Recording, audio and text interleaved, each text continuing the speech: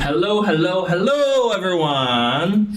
Have you ever thought how would it be if you could learn two languages at the same time? So, to all the parents watching us today, if you have a kid and you wonder, can I talk in English and Portuguese to my kids?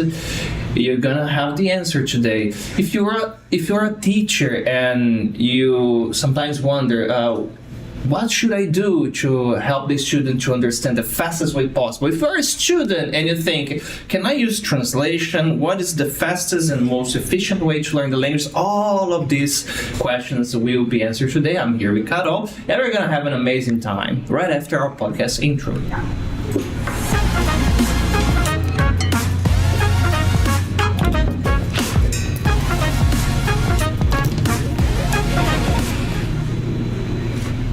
Hello, Carol. Welcome. Hello. Okay, before we start our conversation, introduce yourself. You can look to this camera if you want to break the fourth wall, you know? Okay, so my name is Carol. I am 33 years old, and I'm a lawyer. Okay. How long has it been since the last time that you spoke English? Around 7 years. 7 years, okay. Yeah. And you were telling me something very interesting, that because you learn Portuguese and English quite simultaneously, sometimes you forget a meaning in one language and you have to use the other, right? Yes. Okay, so guys, everyone watching us here, if I don't know the words or if she doesn't know the words, you will help us today, okay? Please. Because one thing, I told you this, one thing that we do here at the school is we focus in communication, and this is a real conversation. So, so it would be nice to have the students here with us, helping us. And a lot of students, when they go to classes, they sometimes are afraid to talk because they imagine, oh, I don't have vocabulary. You know, oh, what if I forget something? It's fine, you are learning the language. Yeah. You know, it's what I tell them. So we can do this today, okay? But even, for example, me that learned English very young, I don't know words in Portuguese or in English sometimes. No, I told you this. I was born here in Brazil. Sometimes if I have to read a contract, I have no idea what I'm signing. I mean, I don't sign if I don't understand. Don't do that. Okay? She's better qualified to tell you, you know, this type of, how can I say, this type of help and, you know, instructions than me. But it's normal because a lot of the vocab and terms are very technical. Yes. You know, and you can try to convince us about the reason they do that, okay? So let's start with the beginning. How did you learn English and Portuguese? What's the story behind? Okay, so my parents, when I was young, they were missionaries. And, well, before I was born, they were missionaries. So I was born in a missionary group. And since we lived in a community with some American families, I learned Portuguese and English almost at the same time. And I didn't speak Portuguese much when I was a kid. It was basically English. So when I started to learn Portuguese, it was kind of hard because Portuguese is not an easy language. The grammar is really, what's the technical words they use? Fucked up, no, I'm joking. Yeah, literally. Yeah, it's complicated. And English is, well, if you compare it to Portuguese, it's actually very easy. And to everyone and complaining, oh my God, it's so hard. Why do you have to do I go, she goes? So there's a video, by the way, with a Brazilian comedian, I guess it's 𝗲𝗵𝗶𝗶, that is like, I dance, you dance, they dance. He dances. Why? Does he dance more than me? Because of the S. But the here, plural looks like it's in plural. Yeah, if we got all the verb conjugations that we have in Portuguese, it's crazy. It is. You know, we have more tempo verbal. Verbal tenses. You see, it's happening already. I love it. Then English. Portuguese has a lot more, so it's complicated. You have to remember all of them. Do you have American friends that you're still in touch? Or? Yeah, I have some. And because I remember one American friend that I had, not the one with the baseball joke, another one, not that guy. No, I'm kidding. I love you, Michael. But he used to struggle a lot with adjectives because like bonita, bonito, that makes no sense, Mike. You know, because it's only pretty. yeah, something like this. What are the usual confusion that they ask you questions? I imagine it might happen sometimes, like, you speak Portuguese too, how do you do this or that, you know? Or what are the struggles that they have? What, the students? Yeah, no, your friends. My friends? Yeah, if they ask you something in Portuguese. Well, my friends, they learned English and Portuguese at the same time too. So when he has any question, I also have. We have to ask my mother or my dad because they speak Portuguese pretty fine, you know. But even though they sometimes don't know the word too. Yes. You told me that. When my parents they didn't want to be missionaries anymore, and my life changed completely because I went to normal school, you know. Oh, before it was a bilingual school or only English? Yeah, bilingual. Oh, man. So I did both. Okay. But since English was the strong language there at school, it was only English. So my world was English. Okay. And when I went to a normal school that was Portuguese school, I had a lot of difficulties because most of the words I didn't remember or I didn't know. So I would always ask my mom, like, Mom, how do you say this? And she was like, I don't know. Or you're supposed to know. 𝗍𝗵𝗧. How do you say 𝗍𝗵𝗧 in English? That would be the first one of today. It's not turn yourself up. Okay? There is an expression that is very nice. Every time you tell a gringo, they laugh. Say, give your jumps. If you say give your jumps, that's it. you can do this today. We can do that today. Oh, it's gonna be Marcel's favorite episode today. Oui. Yeah, because he loves these jokes. You know, we do that. I like to because it's easier. You don't have to think a lot. But I was telling you, we there was even a short that we posted these days about not using translation in terms of learning and communicating. For example, I translate and then I try to communicate with you. You just immerse yourself in the language and try to connect with the other person. But if you get these jokes and stuff like this, like the song class of massacration that we are having, people don't forget because it's fun. It breaks an expectation, you know, when you do that. When it's fun, when you're laughing and joking, it's easier to learn. Exactly. And to remember later. About that, when you were learning, how were the classes like? You had, like, for example, because you were so young. You mentioned you were 4 years old. Yeah. When you started? Yeah, around 4 years. No, younger, I think. Younger than 4? Yeah, because since we lived in a house with the Americans. Okay, makes sense. So it was like, I want, like a baby learning agua, water, you know? So I was like, water, trying to say water, and then my mom would say, no, agua. That's what was, man. It was at the same time. So, your parents, to one another, they used to communicate in Portuguese. Oh my God. My dad, he learned English, and he speaks very well. My mom, she doesn't, but she tries. Okay. So. And she used to live with Americans? Yes. But they kind of like arranhavam português, entendeu? They scratch at the English. They scratch a Portuguese. And so my mom was like, it was like, kind of misturado, just what I'm doing right now, you know? This is amazing. I love it. It's like, I need agua. I want to drink water. Yeah, 𝗧𝗶𝗺𝗀. But Carol, this is fascinating because it's exactly what happens naturally when we're learning the English. Is your mother a expressive person, or is she shy? Her personality, I mean. No, she's very extroverted. I think it's like that. Yeah. She's so she wasn't shy if she didn't know anything. She would just ask, you know, or just try to invent something. With all respect in the world, this is how you raise expectation. She can do an Armenia interaction. Yes. You know what I'm talking about? She's like, I want to go there. Yes. Dollar. You know. Eu tenho dollar. It's like that. I have dollar. Yeah. Yeah, she is. Okay, so there is a lesson here, a very strong lesson that even if you mess it up when you are trying to speak the language, but you have a strong body language, vocal tonality, so all the non-verbal cues, you know, people will understand. Yes. We can do this right now here, for example. I'm gonna tell you something, but only if they don't laugh.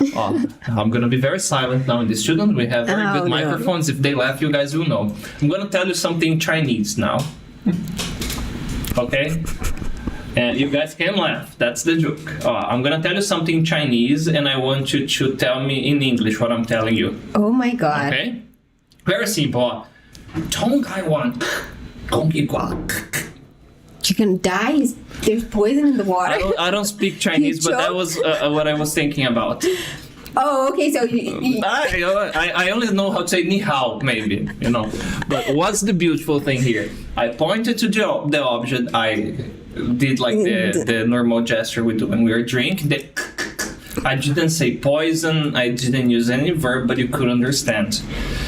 It's the same in English, guys. It is. But what has to happen there? The same thing I imagine happened when you were learning, not in a class, but with interaction, right? Yeah, if you're in another country, you have to use the movements, the gestures. We Brazilians are good with that. Yes, we are. I mean, but if you're in a classroom, you can do just what I do. Well, I don't know, so I say in Portuguese. Well, if I don't know in Portuguese, I'll just say in English. So and if you do this in a way that you are using the full range of cues that you can, people will understand. Yeah.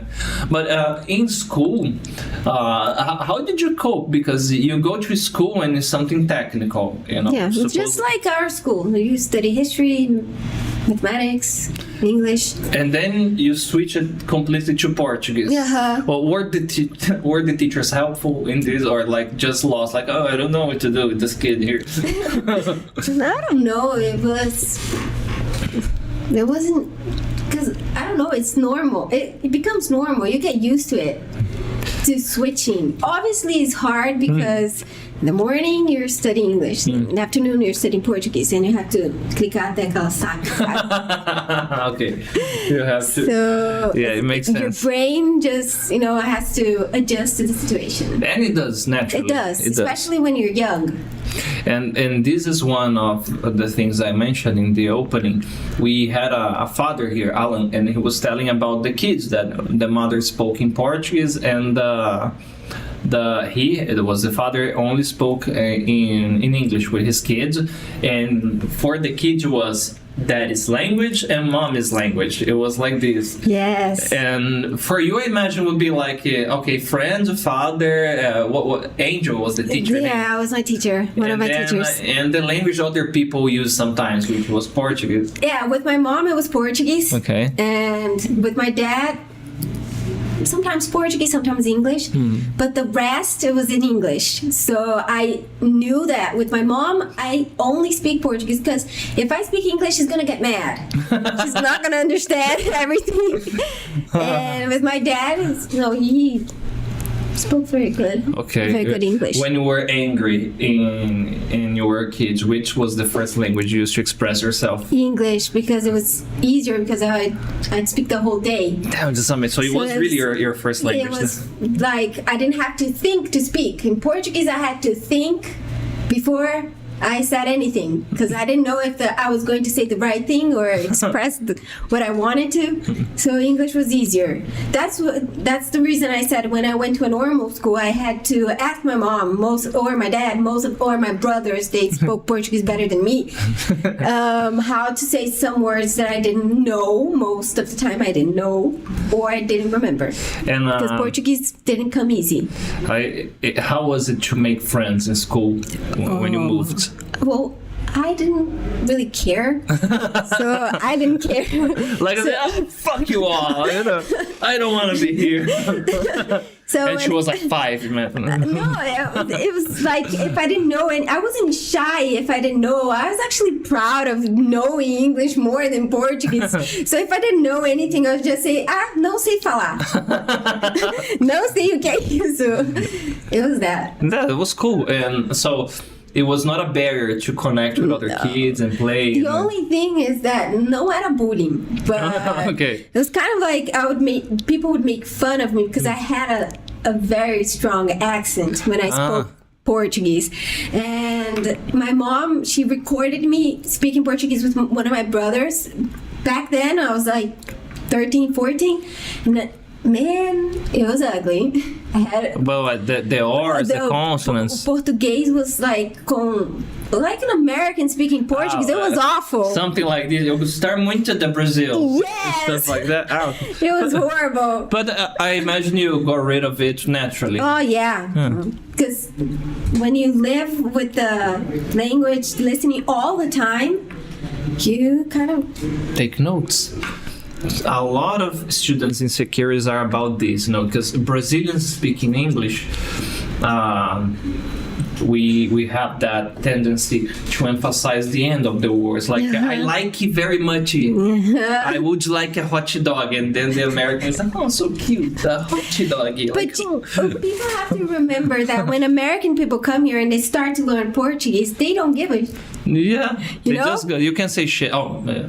You can. They don't care. So they just speak even if it's wrong, even if tá carregado de Okay, accent. go there. No? It's loaded with accent. It's loaded with accent. They don't care, so why would we care? Because we have this stray dog syndrome. Like, oh my God, they will you have to remember when you are speaking your second language and to somebody which has it as the first, you are the facilitator there in the interaction. You are doing, like, you are walking the extra mile so the communication can happen. So shouldn't be shy at all, guys. I know it happens, but you shouldn't. Yeah. All right, so back to the time that you started to teach, what time is your first experience as a teacher? Was my first job. Really? Yeah, when I started to work, I was almost 18. Okay. I turned 18, and then they hired me. So it was my first job, and I knew how to speak, but I had no idea how to teach. It's the same with me in Portuguese. Yeah. Just to be clear. Yeah, then I had to learn, and it's interesting because when you only speak and you learn how to speak, and you don't think that you have to learn the past tense, the present tense, you don't think about that. But when you're going to teach, you have to explain why the verb is like this, and There's always those students that are very analytical, and yes. I remember my first group as a teacher, my first group ever. There was this kid, he was 9 years old. And then I was teaching simple presents, very basic stuff. Okay, guys, I was teaching Portuguese at the time because that was the method they used there. The classes were in Portuguese, and then we sprinkle, a little conversation here and there. So I was there, okay, subject, explaining them in Portuguese, verb, and complement. I didn't say predicated, I said complement. And then the student, he did exactly this. When I said subject, he said direct or indirect, teacher. Oh my God. It froze, not literally, of course, but it metaphorically froze my brain for a few seconds. I don't know if it was like 1 second, 2 or 10, but I was still writing like subject, direct or indirect, teacher. And then I did something that a lot of teachers do. Oh, in English we don't have those. You can don't worry about that.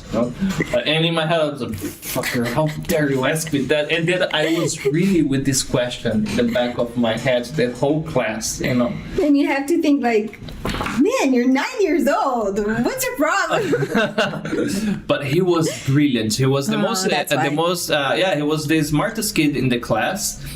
And there were kids that were like 15 and 16 in the same class. But I guess the reason is this is the grammar he was learning in the Portuguese classes there. So it got stuck with him. And in Portuguese, you probably remember that when we are learning, we focus a lot in grammar. And that's why a lot of students have this impression that to speak the language, I need to master the grammar aspect. And it's not like that. Not really. Yeah. But that question was left unanswered, by the way. And we focused in the conversation and it was fine. I think I would do the same thing. Like, oh no, you don't have to worry. In English, it's not like that. You know? Because and it was wrong what I done. Maybe no, it's because it was a general explanation. Oh, I love music, so it was something like that. And it's very interesting. For example, it is a stupid question, but it has a point. Do you remember how did you learn grammar in Portuguese? How do you remember to say maior instead of mais grande, for example? Something like this. I really don't remember. Nobody does. It's because eventually we internalize it. We don't listen. even remember in English. We use it so much that eventually we start doing naturally. Yeah. So something interesting about you. You had only one teacher when you were learning English. Where it was like a group. No, just like here in Brazil in the normal school, you have like your history teacher. Okay. It was the full thing then. Yeah. And for you, what makes a good teacher? What are the things that because I'm gonna link that to the time that you started to be a teacher. So I was gonna say that. So I learned that teaching patience. It's something because when I was learning both language, everyone had patience with me. Like if you don't know something, they wouldn't get mad at me for not knowing. And if I had like difficulties in some subjects, they also didn't get mad at me. So that was something very good, that when I went to a normal school, some of the teachers didn't have patience with me, especially in Portuguese. Oh, damn. So I got kind of traumatized. But patience is the best solution for everything. Yeah, you mentioned something that it even changed your personality a bit. So what changed in you after you started teaching? Well, I was kind of shy. Not kind of shy, I was really shy. I couldn't speak in public, and I didn't like to be at the center of attentions, And you're in a podcast. Yeah. With millions of people watching. Oh my God. No, I'm still shy, so I'm nervous. But anyways, I was really, I couldn't even buy a candy in a shop, that kind of shy. You used to go in No, I would make someone go buy it for me. That's the shy I was. I was like, damn. I usually would ask my mom or my brother or anyone.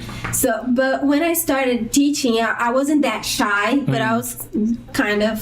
So, it helped me a lot teaching in front of people, especially because I started kind of young, and my students were older than me, so they have that, do you have the competence to teach me? Yes. So my imagine would be like that. So it helped me a lot because nowadays I'm not really shy, and because of teaching, because of starting to step up and go in front of people and teach. Song class conversation was the one that I was really afraid of, because it was all the students sitting in front of me, and I had to start the conversation. But I imagine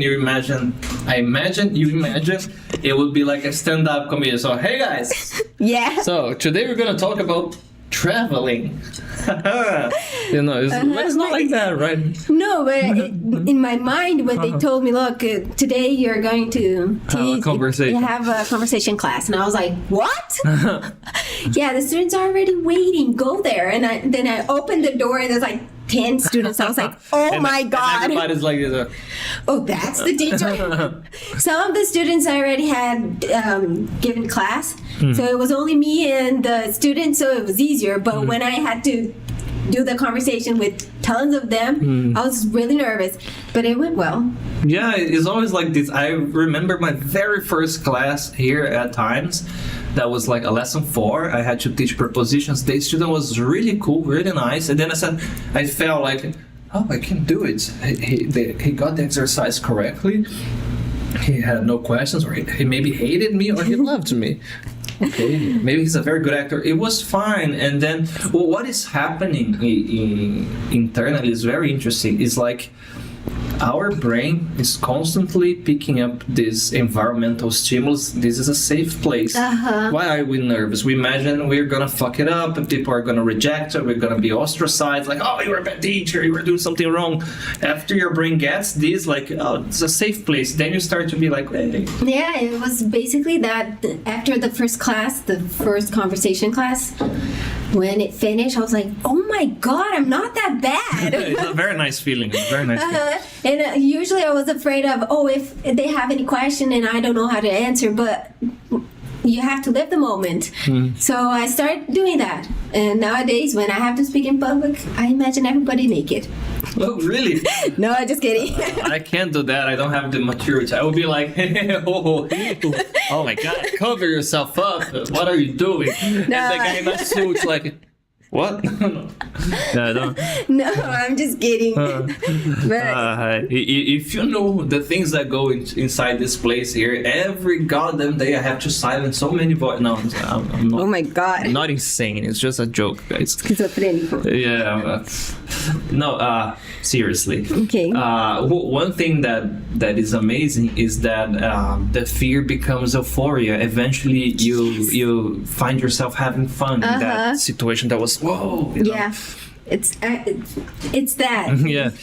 What was your moment as a teacher that you said, oh my god, this is amazing, because you said something, being depressed and don't think I'm gonna mess it up, what if it's something like this or that, you're just there in the moment.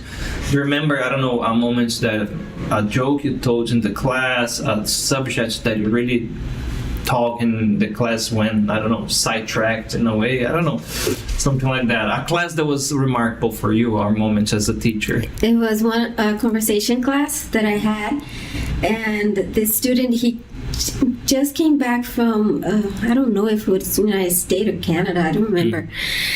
But we started doing the translation, pé da letra, sabe? Oh, the foot of the letter. Foot of the letter. We can do that. And we stayed the whole class just doing it. And it was fun. It was really, really fun. It was like it was an hour of class, and for me it was like 20 minutes. It feels like that. It was really cool. We laughed a lot. It was nice. This is something that I tell teachers when we are doing the meetings and the trainings. If you learn how to have fun in the classes, the student is going to mirror the behavior. If you go to class, uptight, like, okay guys, let's do it, they will, mirror the same vibe that you are projecting them. But when you do, and the first thing, your body language is relaxed, and you say, oh, come here, blah blah blah, and they commit a mistakes. No, it's fine. It changes everything. Yeah, it does. I usually would start a conversation class with a joke, and then everybody would laugh, and then we would start talking.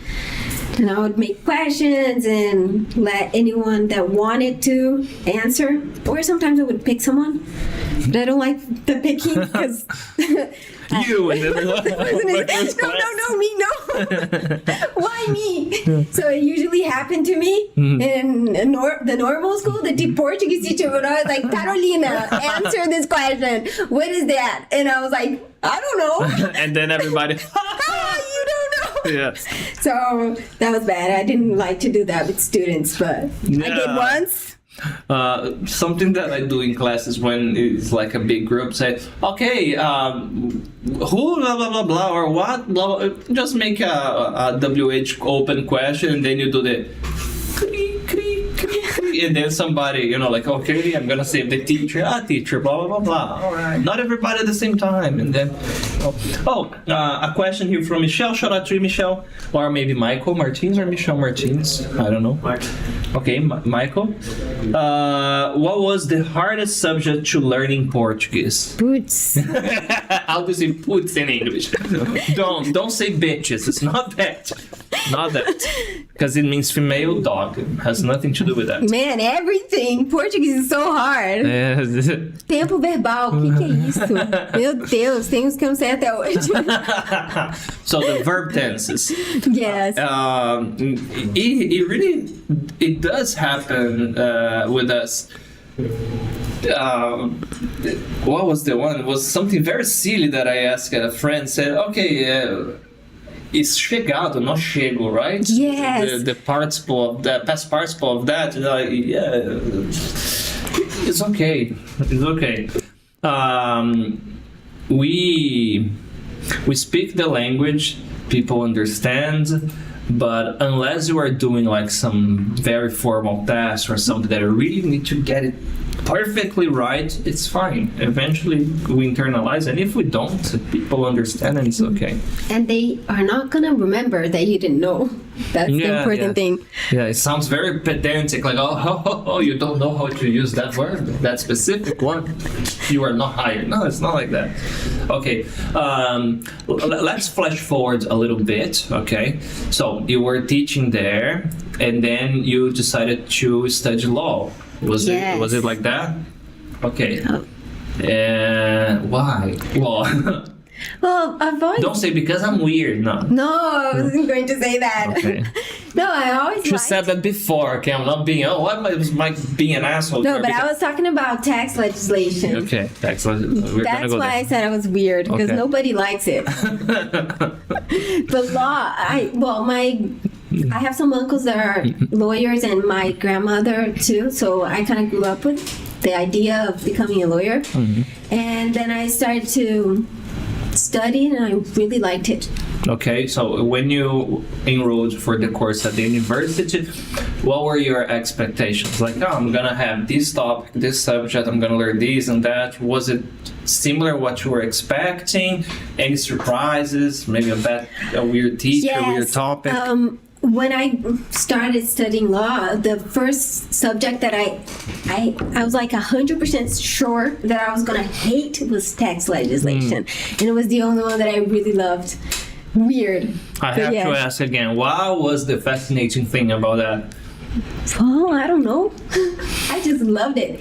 I kind of like it. I don't know. I have a theory. Oh, okay. No. Tell me your theory. I think if you learn a lot about tax legislation, you see, it's tricky. Legislation. Oh, it's the j is the secret. Legislation. Okay. Tax legislation. Okay. If you learn a lot about it, you can learn how to evade it. Yes, that's why I liked it. Just kidding. I'm kidding. That would be the best Instagram ever. You know, there are some lawyers that they teach husbands or wives to get like a good deal when they're divorcing. You probably have seen this. Oh, yeah. I have been dating this chick for 2 weeks. How can I get the house? You know, this kind of Instagrams. Imagine the lover. Now everybody's thinking about the same kind of questions. You know, what do I do to get the dog out of the deal?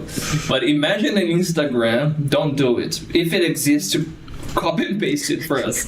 But if okay, I have to do my taxes today. How can I, get a better cut of it? Okay, but I wouldn't teach that. It's a secret I'll keep for myself. It makes sense. Why? Spread the word. Mm-hmm. Because if everybody knows how to do it, people will probably I can go to jail if I start telling everyone. Oh yeah, that's that too. It makes sense. Yeah, it makes sense. I don't want to go to jail. So okay, yeah, it makes a lot of sense too. So not the criminal. For me, everybody loves it. I don't. Okay. I will not be one of you. Everybody go in there. No, I'm not good with math, and you have like how can I say in English? O tempo da pena. The sentence? Yeah, so you have to count, and I'm not good, so I don't like it. You cannot just You stole a chicken. You murdered 5 kids and tortured them dressed like a witch from a fairy tale. É que você tem progressão de pena. It sounds more dangerous. You, chicken guy, community services. No. And you, I would be like a 𝗏𝗏𝗃 and 𝗏𝗏𝗃 killer. You will be. You cannot be sentenced to like. Life in prison Like here. life. What's called it? Life sentence or sentence for life? Life in prison. Life in prison. Yeah, you cannot do that in Brazil. It's 30 years, right? Yeah. So, but you have what they call in Portuguese progressão de pena. I have no idea how to say that. Like, So basically, you it's have not to do feather math. progression. Don't translate You it. have to memorize and do math, and I'm not good, so I don't like it. But it's not only that. I just don't like it. The literal translations are fun. Imagine in a court. Okay. The feather progression is wrong. Feather, like a feather feather progression. It's probably sentence progression, something like that. That doesn't exist outside of Brazil, so it's something. So I think that it doesn't exist because it's something really that just have here. So. Yeah, but is there an objective way to do that? Like you mentioned something that I was fascinated, like a manual with the codes and the laws and everything.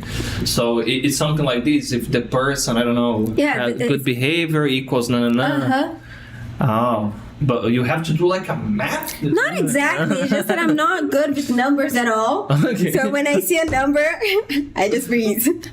Let's see if it's true. No, I don't. I don't want to prove that I'm that dumb. Okay.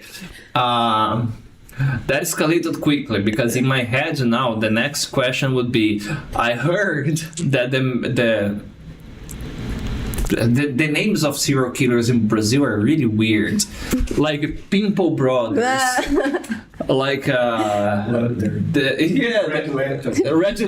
Lantern is interesting. I imagine like I don't know, like in the dogs. The guy, anyways, the Park Maniac. Oh yeah, is about like he will be released in a few years, right? I guess so. Is there any perspective of changing something like this? No.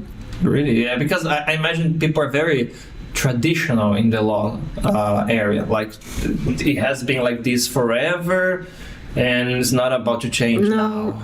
Our constitutional laws. I don't remember the year, but they had they changed. They reformaram. I don't remember how to say it in English. So change and reform. Reformed. So, but the criminal laws are very old. So the world changed. We changed, but the criminal law didn't change. So I think it needs to change, but I don't think that's going to happen. I will recommend you all a book now. I told you. Read Frederick Bastiat, The Law. If you read that, give me a feedback later. I want to read now. I would like to see a perspective from somebody that is from this field. There is one from, hi Bruno. Bruno was a guest here. It was amazing, man. Nice talk we had. I know, she wanted to say, you can't handle the truth. With a Jack Nixon. Jack Nixon's face. Good reference. Can you tell us, Carol, how the internet, and you mentioned something about AI, influence the law and how the things work? Oh, now it's easier to even to study because you have the ChatGPT. Mm-hmm. If you have any questions or anything, you can just ask. You don't have to go through a lot of books like back then, like when my grandma studied law. She had to literally read a bunch of books to answer one question. Nowadays, we don't have to. We have the laws in the internet. So you don't have to go through, when I was in college, I had to go through the book. This huge 𝗲𝗃𝗀𝗀. The name is what? 𝗲𝗃𝗀𝗀. Go with Mako. É latim. Okay, sorry. So at college we had to go through, but Why? Sorry, it sounds like it's a weird name. No, it sounds like a grimoire. Imagine you are in court. I'm gonna consult 𝗲𝗃𝗀𝗀, and then some dust, and basically and that. You have to do that. It's bigger than the Bible. It's thick, like it's huge. You can kill someone with that book. Who wrote it? Satan. No. Yeah, I think it was Satan that wrote it. No, maybe not, because the laws would be a bit differently. Maybe a bit different. I don't know. But it sounds too much, man.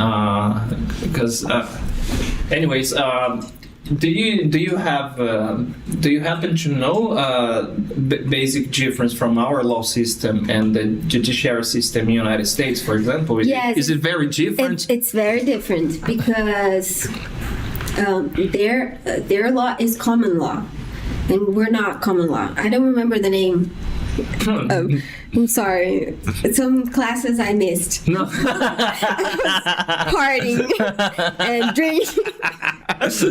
Common law versus and that okay, but common So law it's means different. explain to me like I'm 5 years old. But, okay, so there, here in Brazil, we don't usually have jurors. I think I'm saying it right. Okay. But they're in the United States, all the cases, everything is with the jurors. I think it's like that. Let's say, I'm not sure. Jurados. Jury, yeah.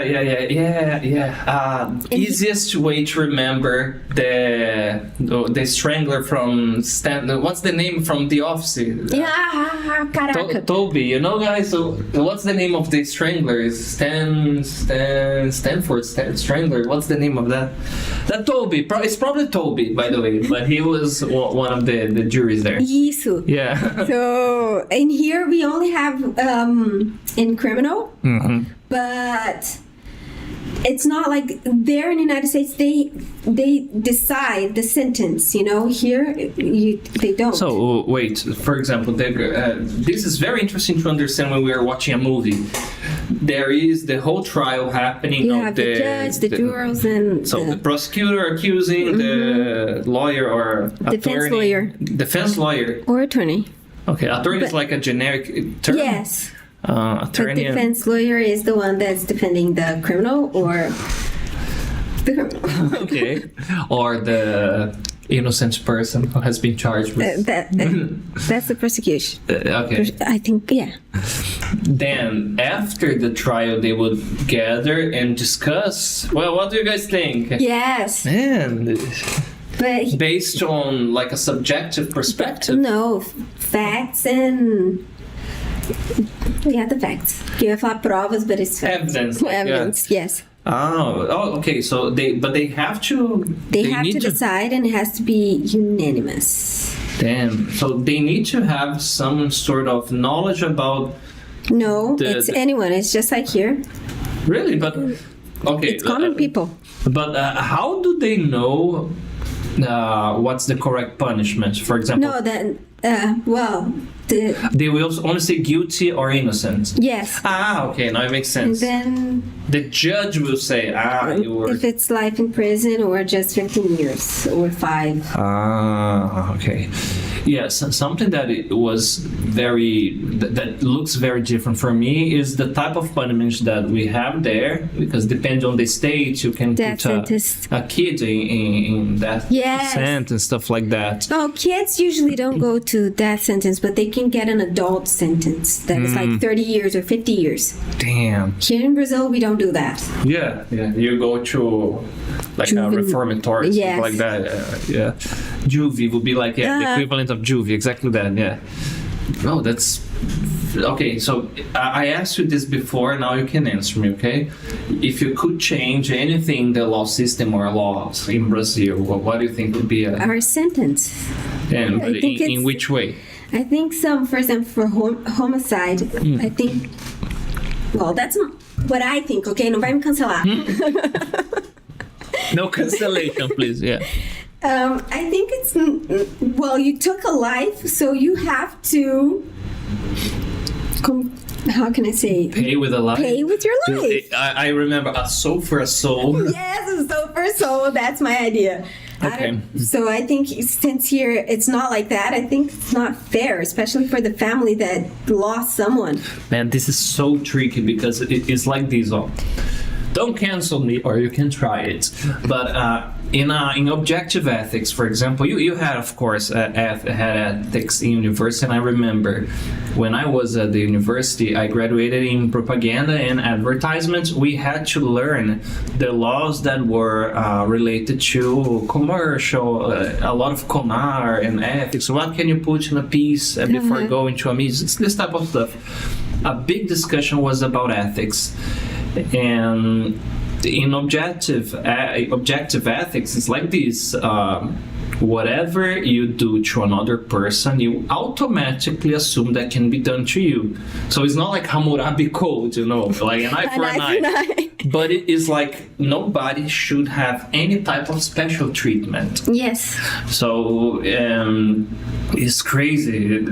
Some of these you will see in the book that I mentioned. So imagine, for example, today I saw some news that there is a law going to our Congress about some politicians trying to get, they're saying something like a protection shield in the law to have some type of special treatments in some type of prosecution or any type of sue, or for example, you are involved in a political scandal, you cannot be judged as a normal person. Some type of privileges.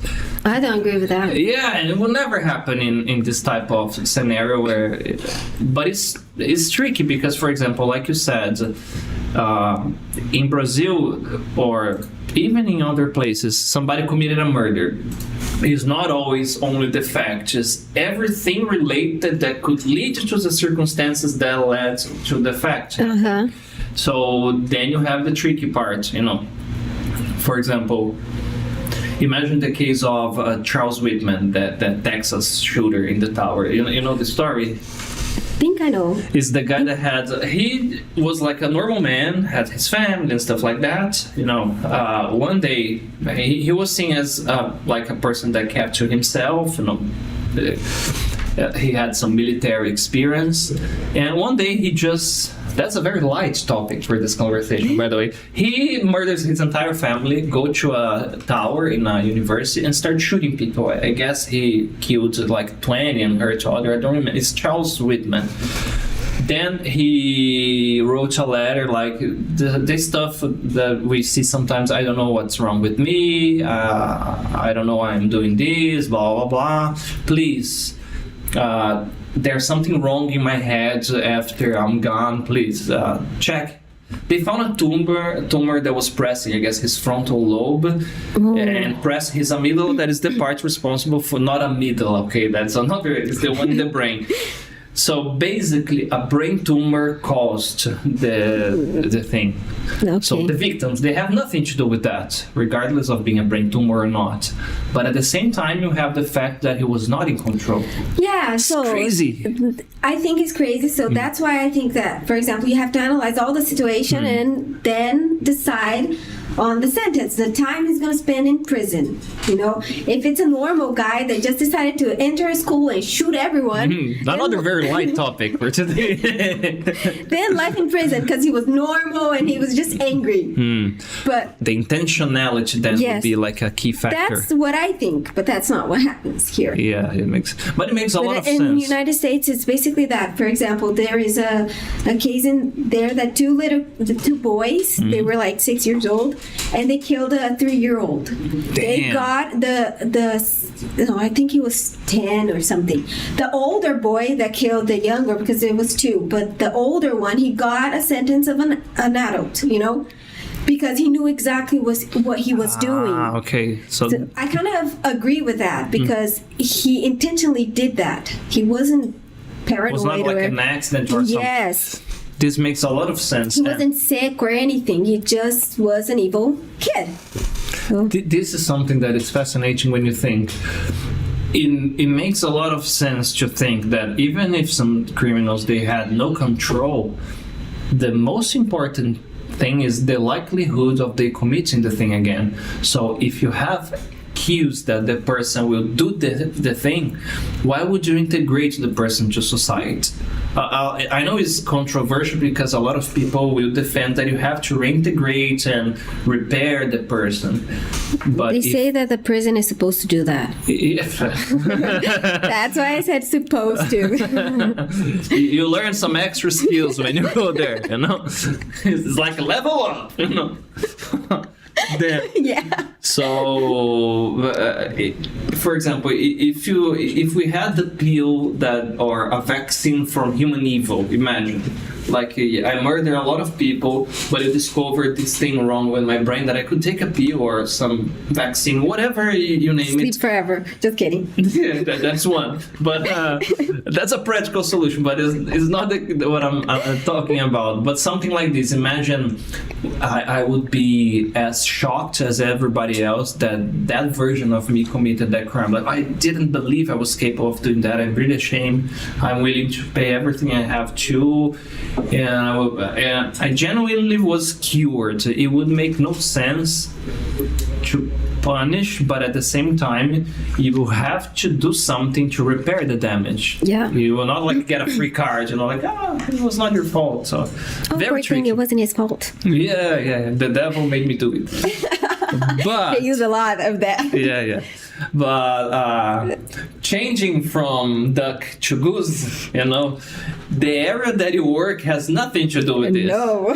That's what was it. Was it the reason you chose as well? Like, I'm gonna work with something lighter in this case. No, it was just something that when I didn't really know what to do when I finished college, so I didn't know what I liked. So I was kind of lost, and then I got the opportunity to work with what I work, and then I realized that I really like it. Okay. So I basically draft contracts of public bindings, and I really like it. Okay, what is a public binding?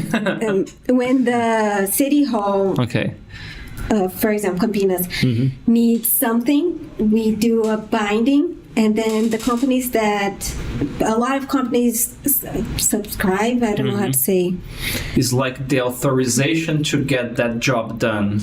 Not exactly, because you have to, so for example, the company that presents the lower price wins. So for example, if the hospital needs remedy, and then all the companies in Brazil that works with that specific remedy, they go to the public binding, and the one that presents the lower price wins. I do the contract between the city hall and the company that won the binding. Okay. I draft the contract. Draft? That's nice. Not do. I draft. Yeah, I draft the contract. That's a nice verb. And so a normal day of work for you is like a lot of documents to sign in front of the computer with other people. Yeah, I have to draft literally the contract. Like everything. Everything. The binding. God, I don't know how to say in English because I don't think it exists in English. 𝗍𝗃𝗃 has like a... Well, anyway... If I try to explain that in Portuguese, I will have a hard time. Okay. Calma, então... The instructions, I would say something like that. No, so let's just make it easy. Okay. I just draft the contract, between them. Okay, so I can finally ask a very important question that maybe people watching us, they also want. Why the fuck the language is so complicated? Sometimes I read a contract and I feel so dumb because I'm reading something. I cannot even say something vaguely similar like it. Here, upon this whatever name they used to say contract, they could use contract, but no, they would choose something harder to understand. It's agreed that fulano, that they will use another name like I don't know, they will use some other name like the hiring guy. The hiring guy is easy. Imagine the contract. The hiring guy agrees to sell his property to this other man. And I am a bloke observing this transaction. Everything is fine. Just do it. Why does it look so good? It's supposed to be formal. Oh. That's why. But don't worry, when I started at college too, I felt really dumb. But then you get used to it. I have to go to more colleges then, maybe. No, I had to read the same sentence like 3 times to get it. But then with time, it's easy. It gets easy. It's just like language. When you learning English. And then first time is really hard. Then it just got easier. It makes a lot of sense, actually. If you see the same terms every day. Yeah. Do you, for example, just to mess with people up, sometimes talk in a very formal way? Oh, yeah. It's very fun because they look at you like, what? What are you talking about? It's easy. It's fun. It's fun. I like it. I used to do that with my brother, poor thing. And he was like, it would be nice to offend people like this because they will probably not get it. They think you're not offending them. And you say, oh, thank you.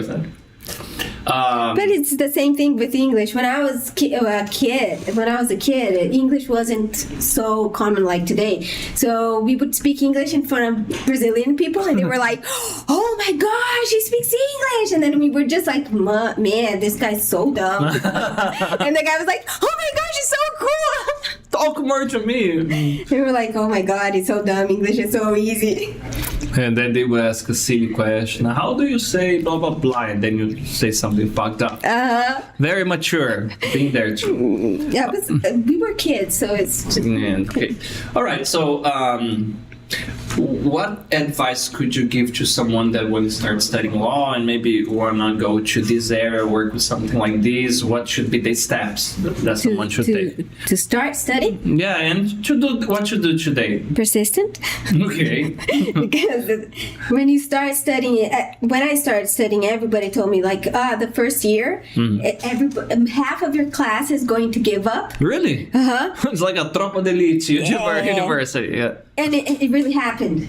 So you really like, or you really put in your head that you're going to get a lot of money when you finish that.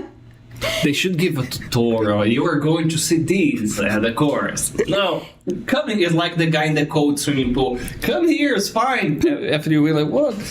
But it's really hard at the beginning because you're not used with the language, like you said. It's really hard, and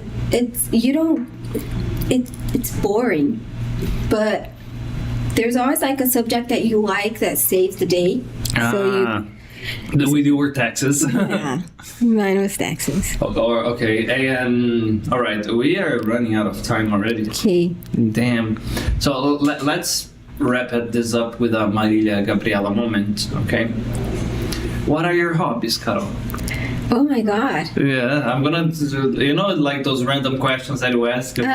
Just to know you better. I started, but I always liked martial arts, so I do my Thai nowadays. Oh, it's cool. It's nice. Yeah. Do you have the 𝗏𝗏𝗃 and stuff? The gloves and everything? Nice. It's so cool.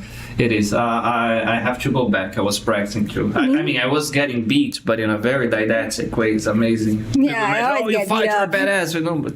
No, and I get beat up a lot, but I like it. Yeah, it's amazing. Okay. What are the plans for the future? Calma, let me think. Calma, let me think. Well, I want to do...